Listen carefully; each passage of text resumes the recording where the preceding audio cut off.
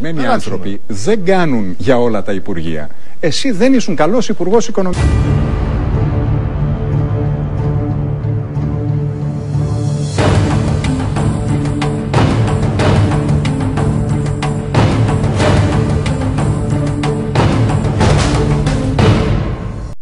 Η χώρα, η πατρίδα, βρίσκεται αντιμέτωπη με τραγικά διλήμματα.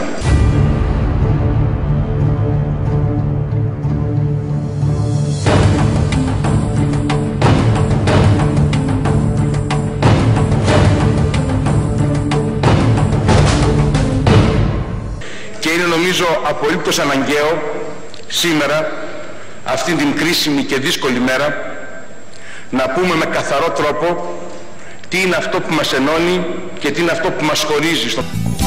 Τι είναι αυτό που μας ενώνει, μας χωρίζει, μας πληγώνει.